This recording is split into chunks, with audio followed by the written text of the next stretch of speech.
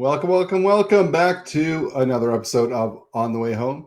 Maybe you're listening to this on the weekend with coffee, but maybe you are on your way home right now and you're killing some of that commute time with one of our awesome guests. This podcast is brought to you by the good people at Blue Door. That's where I'm from. I work with 100 amazing people doing great work helping our most vulnerable.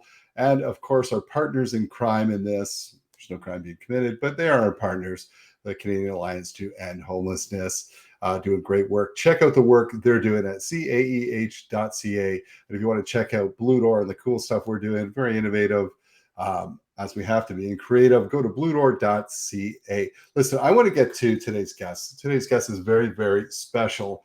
Special to me too, because when we started the podcast about 3 years ago now, over 3 years ago, when it was called Out of the Blue, this was our first guest ever. And so since then, we've had over 150 or so podcasts.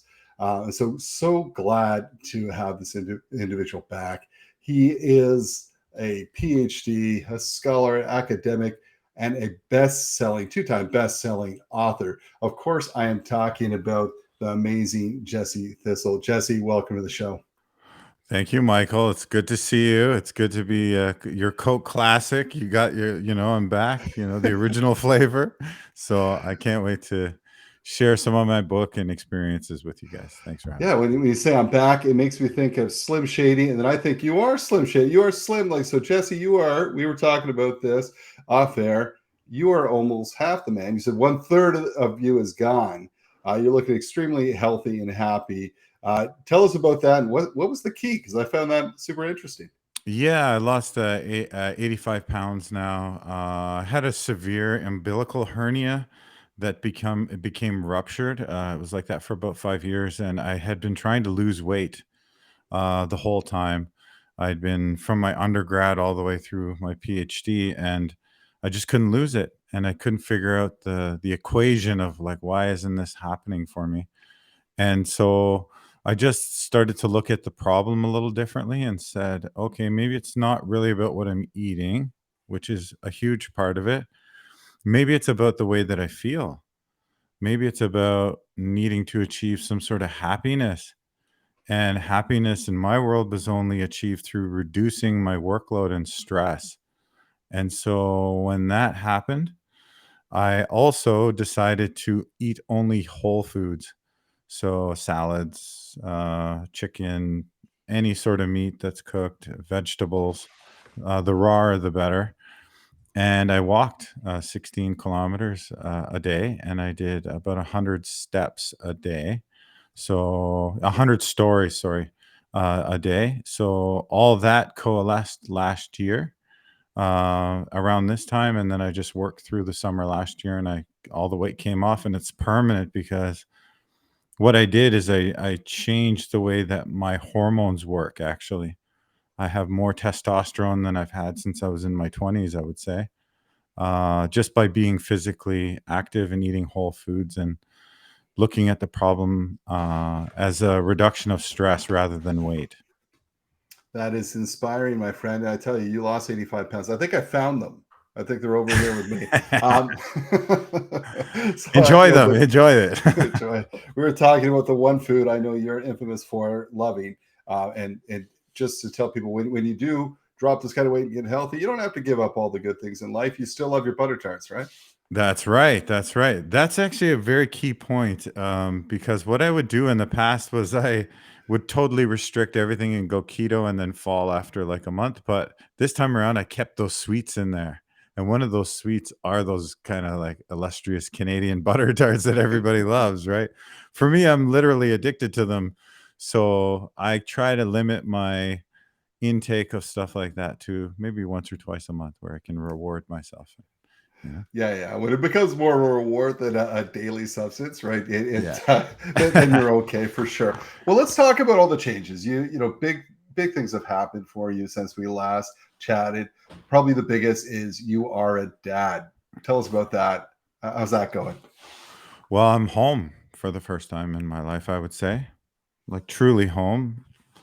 If you look at home as the etymology of the word, domo, I would say it centers around a structure of a habitation where there's belonging And I had many structures of habitation until Rose came, and now I truly feel like I have internal belonging where none of my I don't need to look to the world externally for affirmation anymore. It comes from my daughter, and it's a Yeah. real bond. And so I'm at home for the first time, and it gives me a new look at all those theories and stuff that I used to partake in and write about belonging and about being emplaced within healthy kin networks. That's actually happened to me. And my weight is a reflection of that, right? I'm actually healthy, and it's through her.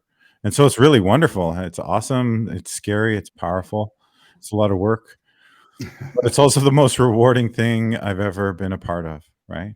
Because it's for once, it's not about me. It's about somebody else, and I love to give and help people, and so I'm doing that for my daughter. Yeah, wonderful, and congratulations. Here's a little known fact, and I just found this out the other day. So we're recording this on the 24th. A couple days ago, the 22nd, I turned 50 and Rose turned 1. So we're separated by 49 years, but we share a birthday. Isn't Yeah, that cool? this is kismet. This is like you guys are like aligned. You have the same signs and everything, you know? Yeah, Yeah. it was very cool. I thought that was fun. She is adorable. Congratulations on that. Yeah, nothing will center you and change your life more than having a child. So happy for you and your wife. That's very cool. And aside from becoming a dad, I mean, let's talk about this new book. Very different than your last book. A new book. It is Scars and Stars. Tell our listeners about this book. What is it all about? How did it come about? Okay. And what's in it? Yeah, I just want to slip in a happy birthday there. Happy big 50. That's awesome, man. Thanks, man. Uh I've been told I look good for 70, so oh yeah, feeling you good look about good. that. You're the new Santa Claus coming in, you know? You're the young one. Um So no, this book came about actually. It's a collection of love poems that I sent to my wife from rehab. I thought, I wasn't going to write after From the Ashes really in the same way. I'm more of a historian academic.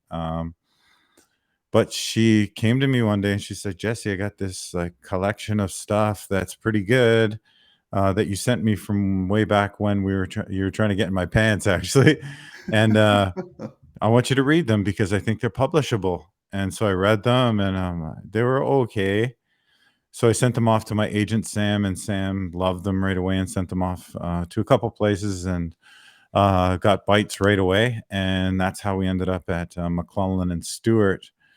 Now, when those poems, they were just a loose collection. There was no structure or body to them, really. I sent them, and I work with a man named Jared Bland there. He's the publisher as well as an editor. Uh, and he worked with me he was like Quincy Jones, man. The guy's just really good at what he does. He knows how to write really well. And so he gathered all the different poems into the nests that we see in the book. And this collection of poetry is actually quite different in style than the way that I wrote From the Ashes. From the Ashes was written actually in what's called an empirical style. So I only wrote what I could see, hear, taste, what my senses could perceive, because that was my reality. And you don't really get to see into my heart because with that effect, the way that I wrote in that realist way, it's supposed to feel like you're watching a movie. Uh, Right, right. and when you interject with exposition or you start to tell the reader how other people feel, you break that effect and they stop imprinting how they interpret what they're reading onto the stuff. So it's actually bad to do that. And so what we did on the first book, because there was not a lot of emotional introspection, we put poems in where you do see my heart. You do see what I'm feeling and how things are affecting me. And we got a lot of people from all over the globe actually requesting that there would be a Thistle book of poetry.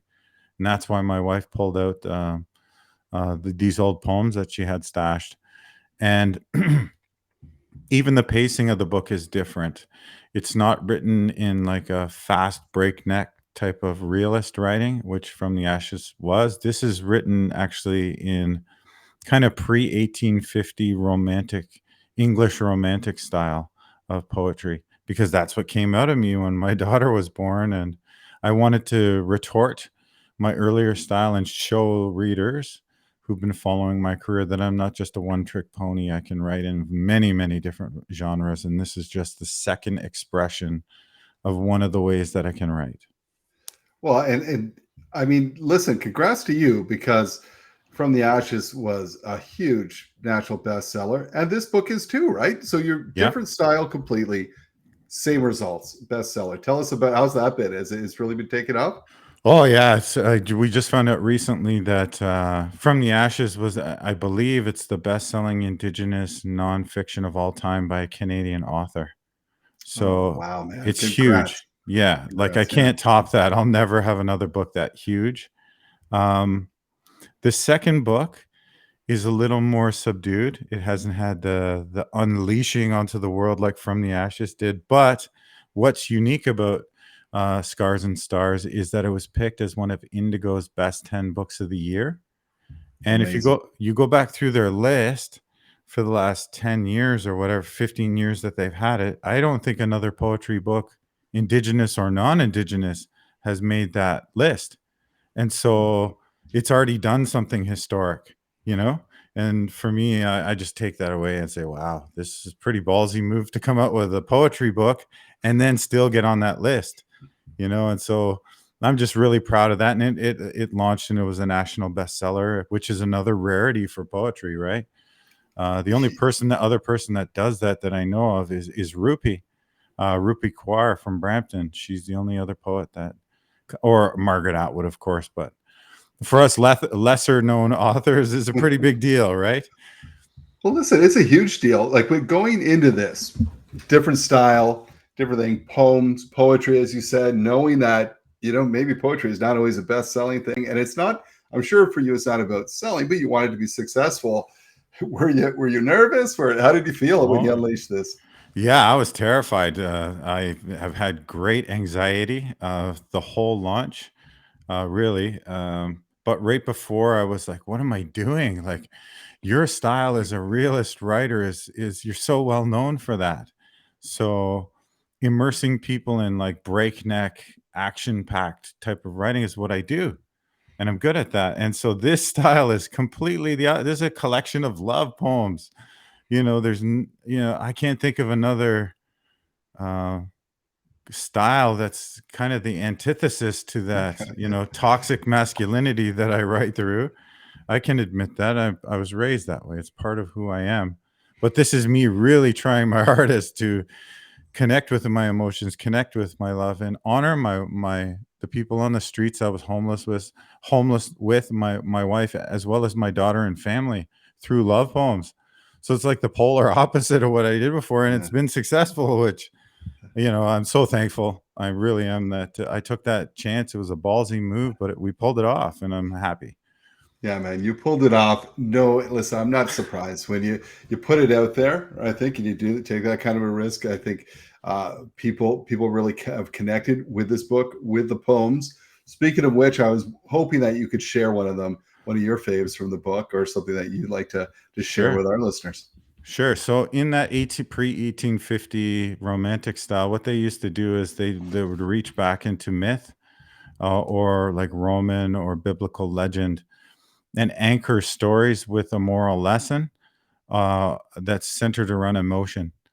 And that's how they wrote. That's the formula. And so I did that. I went back and looked at my life on the street, my life in academia, as well as being a father now. And I said, where can I kind of look at my life and combine it with neoclassical imagery and ideas and pre-biblical ideas? And so I went back and I imagined a scenario where I was homeless in Brampton. I was at the bus stop at Queen and Kennedy. It was like 12 o'clock at night, and I'd been there for a while.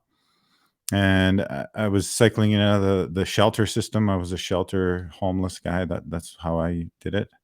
And I was there because I had no place to go. And some girl pulled up in her ambulance, and it was a girl I had went to high school with. And so I combined that incident with the legend of somebody called Saint Stella. She's the patron saint of voyagers. When they're like, when a long time ago, when you're at sea and it was stormy and you couldn't find your way, you'd pray to Saint Stella and she would guide you. Uh, she's like the North Star. Eventually, it became about Mother Mary and all this stuff, but the earlier one is about the star. And so I did that with her because she was like my guiding star to safe harbor. She was kind to me when I needed it most. And so I'll read that right now. Saint Stella. She became a paramedic. I knew her in high school, years before this addiction bound me in shackles. Many times at Queen and Kennedy, in the dead of the night, she was the only person there in her ambulance as I scoured for change and maybe a little money. She noticed one evening, me alone and waiting for a midnight bus that wasn't coming. Come clean up at my place, she said, as if stardust was caught up in her hair. I don't know how she drove with me all ripe in the passenger seat. She let me shower when we got to her place, offered the couch, gave me $20, a pack of smokes, and let me tell her of a man who used to live inside this old heart. She turned off the lamp after and went to bed in the next room. As quiet sank in, I stole away in the night. Ashamed, I had nothing to offer this girl I once went to high school with. This girl who still cared to remember. This, the paramedic saint of Pearl Memorial Hospital, a hospital they tore down many years ago. And so that's just about an incident where someone allowed me to have a shower at their house and talk to me like a human being. And Wow. yeah, Powerful stuff. Like I love it. You know what? Different, you're saying, but still you, still very much you. And you know, every time I've talked to you, I mean, the word genuine always is there. You are who you are. You know, yeah, I think you know, like some people they try and hide their warts and all. You don't, and I appreciate that. Genuine. You're going to get this genuine Jesse Thistle in these poems, right? That you're very vulnerable in this book. yeah, yeah. And I have to be. I have a past. I'm not an angel. I come from the streets and the jail system, and so I kind of have to be honest and open with who I am because I want the world to give people like I was a second chance. And if I have to take damage for being honest and standing up, then that's what I have to do. That's the work that was set before me, and that's why I share the way I do. It is truly a beautiful, beautiful book. We're grateful and thankful for you for doing that. If someone wants to pick up one of these books, I'm sure, like, just give us some of the options where they could grab one. You can go to Indigo. There's a special edition that's available at Indigo. I would go and get that. Has a very secret kind of special chapter. Nice. Um, you can go to any of your local bookstores. Indies are great. I really promote having people buy from their independents because they're not a huge corporation.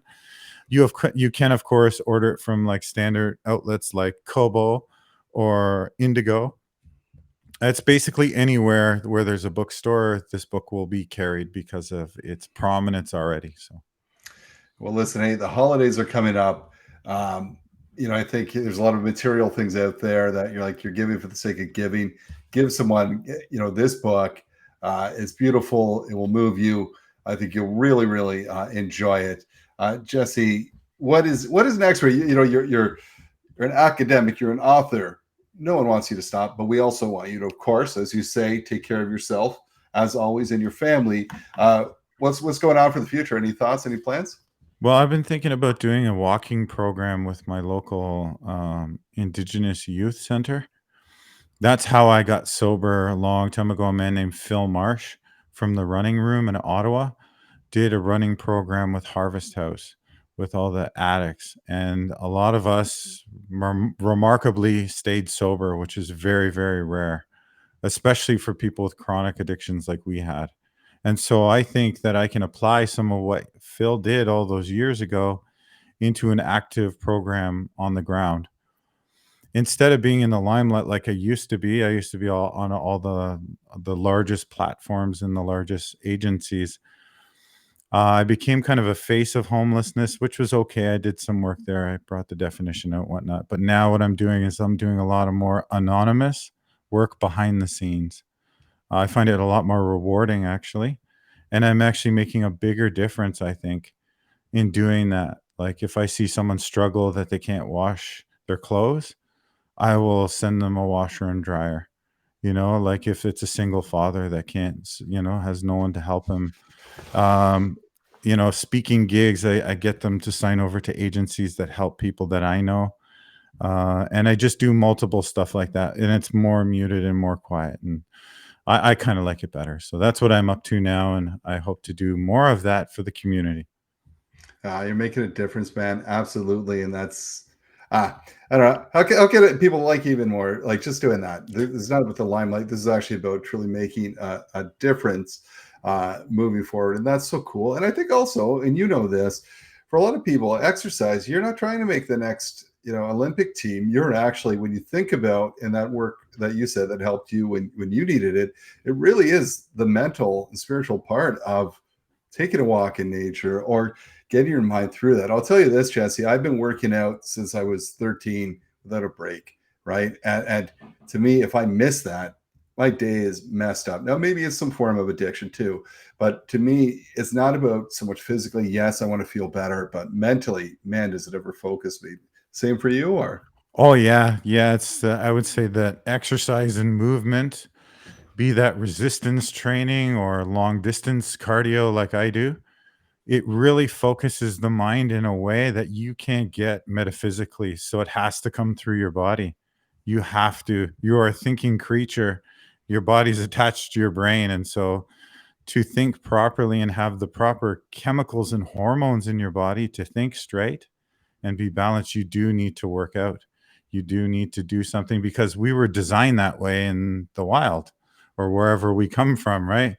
Hunter gatherer societies, it was part of our day. It's been kind of phased out. So you're dead on the money. If I don't work out, then my whole world goes topsy turvy really quick, right? It's very fast within 2 days. And it sounds like it has an even more immediate effect on you. Like, I guess if Yeah. you're doing it longer, you need it more, right? Yeah. Not to say if you miss a day or whatever there, but you feel it. You feel more energized. I always say, so when I get up, so I get up at 5, and that's my time because uh, I've got all adult kids at home and one of their spouses. It's a full house, but that's my time. And I remember one of my kids got up earlier, like, "Hey, man, maybe I can." I'm like, "No, no, this is like, give me these 2 hours. I'm a better person. I'm a better dad. I'm better all around. You just don't encroach it." And my wife Sylvia totally gets that. Well, number one, she doesn't want to get up that early, so she's cool with that. She can sleep. But number two, she's like, "Yeah, like I get it." And that's always been the deal. That is your time, right?